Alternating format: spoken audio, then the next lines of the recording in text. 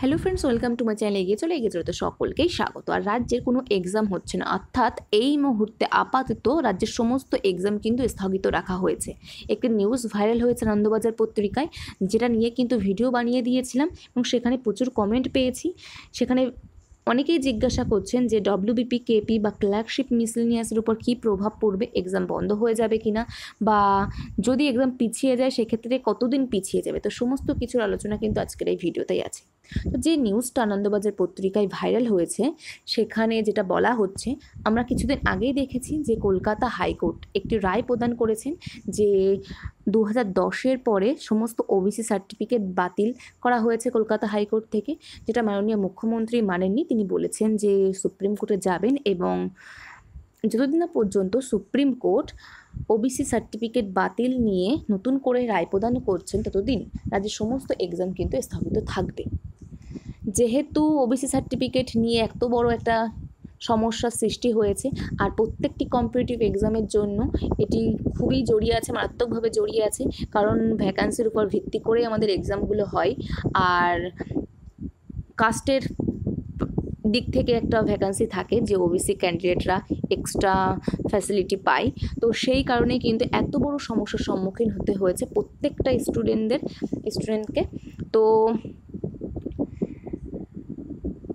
এখন মোট কথা হচ্ছে যে আসল কথা, সুপ্রিম কোর্ট যদি বলে অনগোয়িং প্রসেসের উপর এই রায় কার্যকরী হবে না, অর্থাৎ যে এক্সামগুলোর ফর্ম ফিল আপ অলরেডি হয়ে গেছে বা যে এক্সামগুলো মাঝপথে আটকে আছে সেই এক্সামগুলোর উপর এই প্রসেস কার্যকরী হবে না, তবে কিন্তু এক্সামগুলো যে ডেটে হওয়ার কথা, টেন্টেটিভ যে ডেট দেয়া ছিল সেই ডেটেই কিন্তু এক্সাম হবে।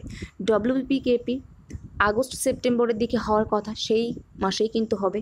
ক্লার্কশিপের আগস্টে, মিসেলেনিয়াসের জুলাই, সেই ডেটেই কিন্তু এক্সাম হবে যদি সুপ্রিম কোর্ট এমন রায় প্রদান করে যে অনগোয়িং প্রসেসের উপর কার্যকরী হবে না। সেক্ষেত্রে যদি এমনটা হয় তবে তো খুবই ভালো।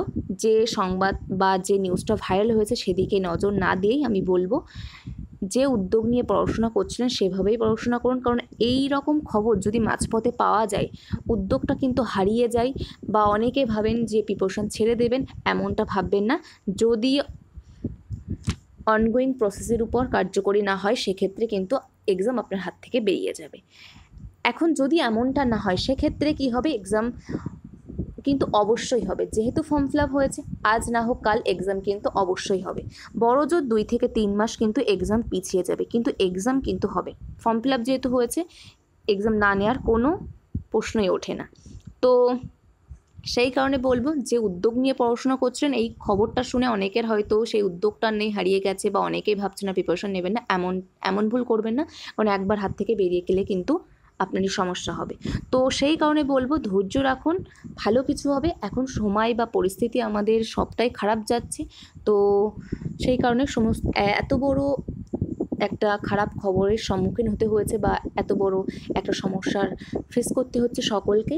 তো সবার আগে বলবো ধৈর্য রাখুন, ভালো কিছুই হবে। সবার আগে আপনি সিলেবাস কমপ্লিট করুন, যে এক্সামের জন্য আপনি প্রিপারেশান নিচ্ছেন সেই এক্সামের সিলেবাসটাকে কমপ্লিট করুন এবং বারবার রিভিশন করুন। যদি এক্সামে পিছিয়ে যায়, একান্তভাবে আমার মনে হয় খুব বেশি দেরি হলেও 2 থেকে 3 মাস পেছাবে, তো সেক্ষেত্রে আপনি রিভিশন করুন বারবার। যে পয়েন্টগুলোতে আপনি দুর্বল সেই পয়েন্টগুলোর উপর জোর দিন এবং সেগুলো নোট ডাউন করুন। উইকের শেষে আপনি রিভিশন করুন। তাছাড়া প্রতিদিন একটি করে মক টেস্ট দিন। আমি বলেছি প্রত্যেকটা এক্সামের জন্য একটা টার্গেট মার্কস দিয়ে দিয়েছি, যে এই টার্গেট রেখে আপনি মক টেস্ট দিন এবং সেভ স্কোর বলেছি, যে সেভ জোন, যে মক টেস্ট যদি আপনার এত নাম্বার থাকে আপনি কিন্তু একটি আশা নিয়ে যেতে পারেন যে আপনি প্রিলিমস পাস করবেন। তো দেখে নিতে পারেন, বা প্রচুর চ্যানেল আছে সেখানেও বলা হয়েছে যে সেভ জোন বা কত টার্গেট নিয়ে আপনারা মক টেস্ট দেবেন। তো প্রতিদিন একটা করে মক টেস্ট দিন, সেই নাম্বারটা তোলার চেষ্টা করুন এবং কমপ্লিট অ্যানালিসিস করুন প্রত্যেকটা কোশ্চেন। যে এক্সামের ক্ষেত্রে 100টা কোশ্চেন বা 85টা কোশ্চেন, সেগুলো কমপ্লিট অ্যানালিসিস করুন। যে কোশ্চেনগুলো নতুন দেখছেন নোট ডাউন করুন, উইকের শেষে একবার করে রিভিশন করে নিন। তো